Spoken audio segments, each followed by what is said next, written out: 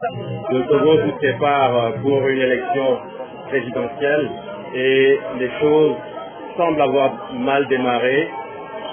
Les choses semblent rappeler les mauvaises habitudes que nous avons toujours connues dans ce pays.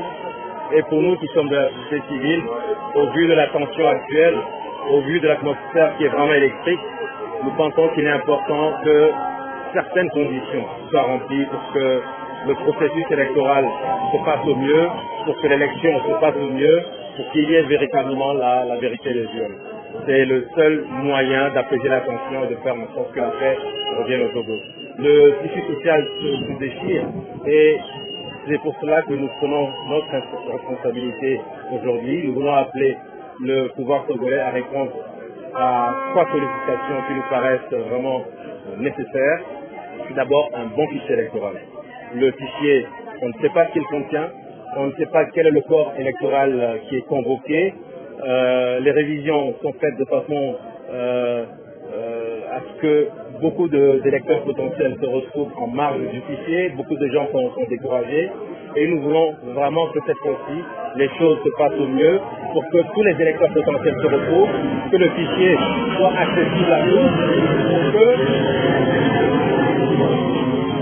tous ceux qui veulent aller à l'élection puissent avoir connaissance du fichier, du corps électoral et pour pouvoir donc compétir dans de certaines conditions. Ensuite, la deuxième condition, c'est vraiment la CENI. Cette CENI, elle n'est pas équilibrée. La CENI, elle n'est pas indépendante. La CENI exécute des ordres et des décisions prises par le gouvernement et cela n'augure rien de bon par rapport à la qualité et à la transparence du processus électoral. Il faut revoir la CENI, il faut recomposer la CENI et donner à cette CENI une véritable autonomie. Et enfin, le dernier élément, c'est la proclamation des résultats par la CENI, bureau de vote par bureau de vote. L'Union européenne l'a dit, c'est le moyen le plus sûr pour garantir une certaine transparence, une transparence certaine à l'élection, et c'est aussi le moyen qui peut permettre vraiment une traçabilité des résultats.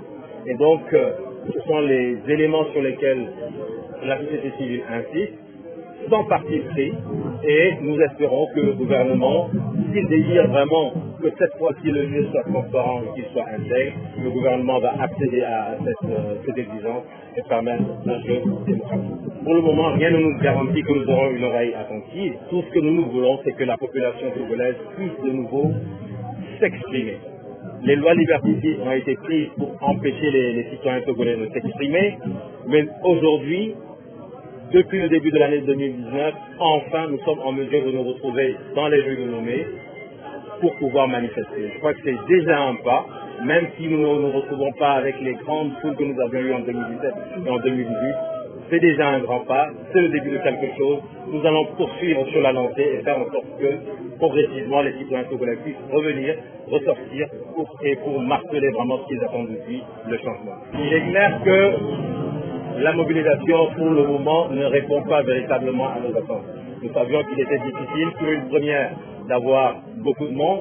Nous savions également qu'il était difficile, au vu des forces qui ont été déployées sur le terrain dès le matin. Beaucoup de gens ont pris peur, certains sont venus, elles sont repartis. Mais nous restons convaincus que si nous poursuivons sur cette lancée, parce que nous avons démarré quelque chose aujourd'hui, nous sommes en novembre, quasiment en décembre, et pendant 11 mois, les Togolais n'ont pas eu la possibilité de marcher. Nous avions voulu le faire en juin, si vous vous souvenez, mais nous avions à chaque fois reçu une opposition ferme et farouche des forces militaro-policières de notre pays, mais cette fois-ci, nous avons pu ouvrir une brèche. Nous allons vraiment nous engager dans cette brèche et aller de l'avant. C'est la société civile qui travaille, c'est la société civile qui invite tout le monde, et nous espérons que cette fois-ci, unis derrière la société civile, sans intérêt partisan, nous parviendrons à obtenir quelque chose.